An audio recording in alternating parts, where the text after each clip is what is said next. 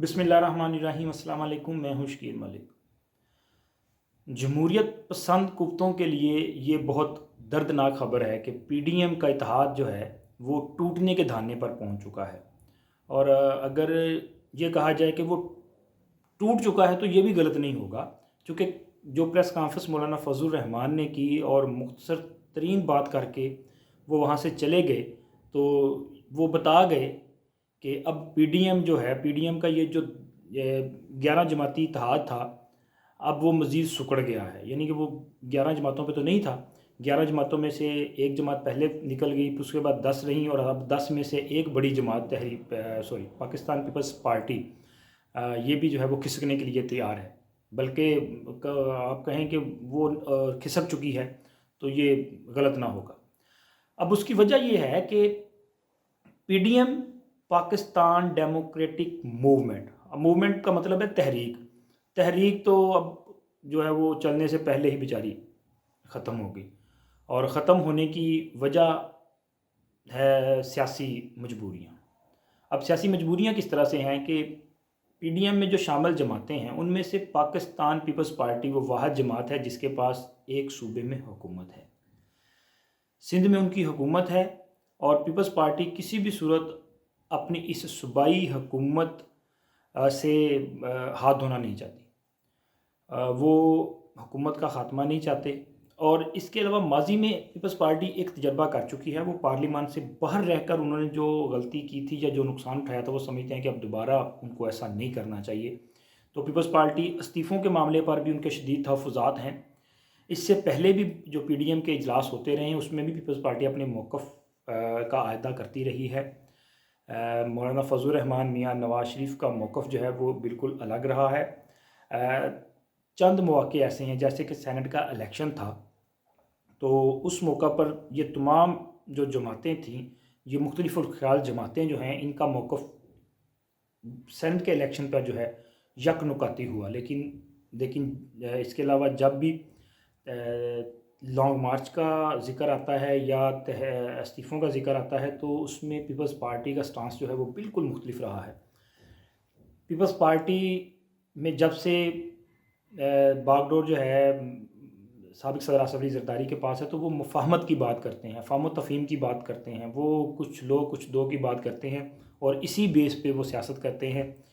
लेकिन मौलाना फजल रहमान मियाँ नवाज़ शरीफ और दीगर जो सियासी जमातें हैं, उनका मौक़िफ़ बहुत एक्सट्रीम पे है। वो हुकूमत के ख़िलाफ़ एक भरपूर किस्म की तहरीक चलाना चाहती हैं और हुकूमत को टफ़ टाइम देना चाहती हैं, और उसके लिए उनका ये ख़्याल है कि लॉन्ग मार्च भी किया जाए।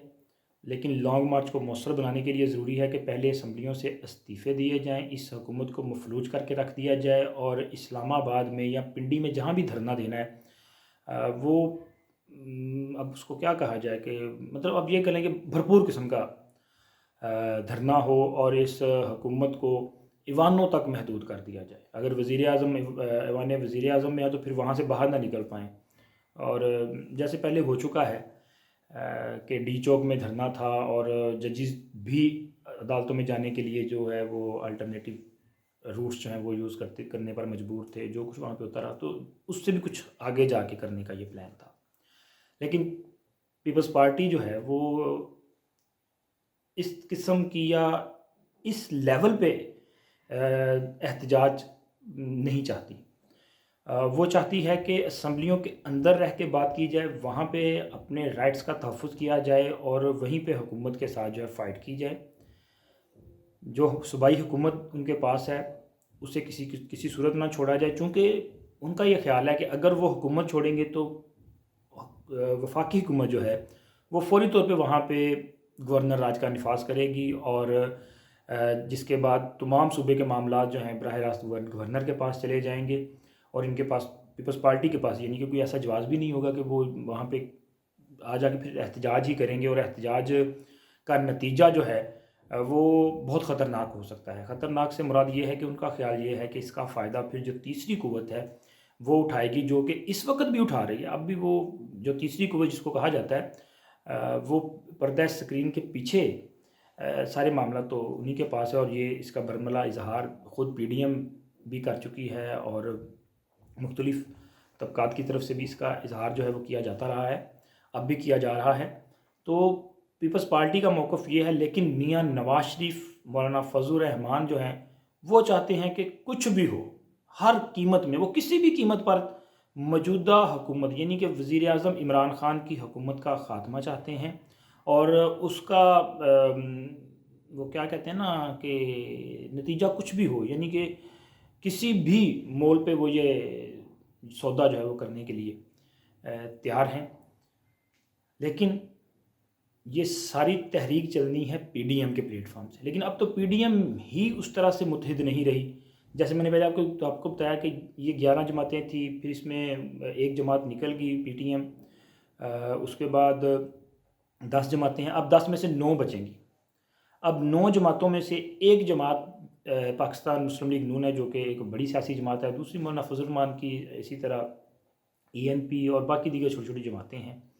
لیکن زیادہ جو اثر رکھنے والی جماعت ہے وہ مسلم لیگ نون ہے اور جے یو آئی ہے، اور تیسری جو بڑی جماعت تھی وہ پیپلز پارٹی تھی۔ لیکن اب پیپلز پارٹی اگر الگ ہو جائے گی تو پھر یہ تحریک جو ہے اس میں وہ جان باقی نہیں رہے گی۔ اب تحریک تو ختم ہوتی دکھائی دے رہی ہے، اور اگر ہوگی بھی تو میرا خیال ہے کہ وہ تحریک زیادہ سے زیادہ کسی حد تک پنجاب میں کچھ نظر آ سکتی ہے، اور کچھ تھوڑی بہت جو ہے وہ کے پی کے میں، لیکن سندھ میں اس طرح سے یہ نظر نہیں آئے گی، چونکہ سندھ کی بڑی جماعت جو ہے وہ پیپلز پارٹی ہی ہے، اور پیپلز پارٹی کے بغیر سندھ میں اس طرح سے تحریک کو چلانا زیادہ مؤثر ثابت نہیں ہوگا۔ اب پیپلز پارٹی نے اجلاس میں جو کہا وہ تو سب کے سامنے آ چکا، اور یہ بھی بڑی اہم چیز ہے کہ وہ سابق صدر آصف علی زرداری کا جو خطاب تھا وہ کیسے باہر آیا میڈیا میں، وہ کیسے دیا گیا، تو یہ پورا جو ہے پلان کے تحت، منصوبہ بندی کے تحت جو ہے وہ کیا گیا کہ باقاعدہ طور پہ وہ چیزیں باہر آئیں، اور یہ بتا دیا گیا کہ کیا کیا تحفظات ہیں۔ اب جو شرط رکھ دی گئی ہے سابق صدر آصف علی زرداری کی جانب سے کہ نواز شریف صاحب واپس آئیں، مطلب نواز شریف صاحب نے تو واپس آنا نہیں ہے۔ اب ان کی بات کرنے کے فوری بعد مریم نواز نے جو ریاکشن دے دیا، اور پوری مسلم لیگ نون نے جو ریاکشن دیا، کہ اس کا مطلب ہے کہ میاں نواز شریف نہیں آئیں گے، اور میاں نواز شریف اگر اس وقت پہ واپس آتے ہیں تو یہ ان کے لیے اچھا فیصلہ نہیں ہوگا، یہ میری ذاتی رائے بھی ہے۔ چونکہ اگر میاں نواز شریف واپس آئیں گے تو جیسے پہلے ان کے ساتھ ہوا کہ انہیں اٹھایا جائے گا اور جیل میں ڈال دیا جائے گا، اور پھر اس کے بعد پارٹی میں بالکل خاموشی چھانے کی زیادہ امکانات ہوں گے۔ اب تو مریم نواز جو ہے وہ پارٹی کو لیڈ کر رہی ہیں اور حکومت کو ہر فورم پہ چیلنج کر رہی ہیں۔ میاں نواز شریف لندن میں بیٹھ کے پارٹی کو چلا رہے ہیں، وہیں سے پارٹی کو ہدایات بھی دے رہے ہیں سوشل میڈیا کے ذریعے، اور اسی طرح دیگر ذرائع سے پارٹی کو لیڈ کر رہے ہیں، پارٹی کو ہدایات دے رہے ہیں، اور پارٹی اسی لائن اور فیکشن پہ چل رہی ہے۔ تو اگر میاں نواز شریف آتے ہیں تو ان کو جیل میں جانا پڑے گا، مریم نواز کو بھی ہو سکتا جانا پڑ جائے، یا ان کی زبان بندی کروائی جائے گی پریشرائز کر کے۔ لیکن اگر وہ لندن میں رہتے ہیں تو پھر پارٹی کا یہ جو جارحانہ رویہ اس وقت سامنے آیا، یہ اسی طرح کنٹینیو کرے گا۔ اور اگر مریم نواز کو جیسے کہ یہ تاثر دیا جا رہا ہے، اور نیب نے بھی ان کے خلاف درخواست دائر کر دی ہے کہ مریم نواز کو گرفتار کیا جاتا ہے، اور میاں شہباز شریف جیل سے باہر آتے ہیں، تو پھر پارٹی کا یہ جو موقف ہے یہ تبدیل ہو جائے گا، سیدھی سی بات ہے۔ پھر جو زرداری صاحب کہہ رہے ہیں نا، مسلم لیگ نون کی قیادت بھی وہی کرے گی، کیونکہ میاں شہباز شریف کا جو موقف ہے وہ ان سے ملتا جلتا ہے۔ وہ بھی پارلیمان کے اندر رہ کے فائٹ کرنا چاہتے ہیں، سسٹم کے اندر رہ کے لڑنا چاہتے ہیں۔ وہ نہیں چاہتے کہ ہماری اس لڑائی کا فائدہ کوئی اور اٹھائے اور سیاستدان جو ہیں وہ اس پورے کھیل سے باہر ہو جائیں۔ تو اس لیے اس وقت اپوزیشن کے لیے جو ایک بڑا کڑا امتحان کا وقت ہے کہ انہوں نے کیسے چلنا ہے۔ پیپلز پارٹی الگ ہو چکی ہے، پی ڈی ایم بے اثر ہوتی جا رہی ہے، اور ایسی صورت میں حکومت مضبوط تو ہوگی، لیکن حکومت کے پیچھے جو ہیں وہ مضبوط ہوں گے، اور اگر وہ مضبوط ہوں گے تو پھر جو پلان 2024 ہے اس پر تیزی سے عمل درآمد ہوگا۔ یہ پلان 2024 کیا ہے یہ بھی میں آپ کے ساتھ شیئر کروں گا، اور یہ بہت اس میں جو انفارمیشن ہے وہ چونکا دینے والی ہے، تہلکہ خیز ہے، اور یہ وہ انفارمیشن ہے جو تقریباً آج سے 1 سال پہلے جو ہے میرے ساتھ میرے بہت عزیز ہیں انہوں نے ڈسکس کی تھی، تو مجھے اس وقت ان کی باتوں پہ وہ یقین نہیں تھا، لیکن اب جو صورتحال چینج ہوئی ہے تو مجھے لگ رہا ہے کہ واقعی یہ معاملات جو ہیں وہ پلان 2024 کی طرف ہی جا رہا ہے۔ انشاءاللہ اگلے کسی ویلوگ میں آپ کے ساتھ پلان 2024 کی تفصیلات شیئر کریں گے، تب تک کے لیے اجازت، شکریہ۔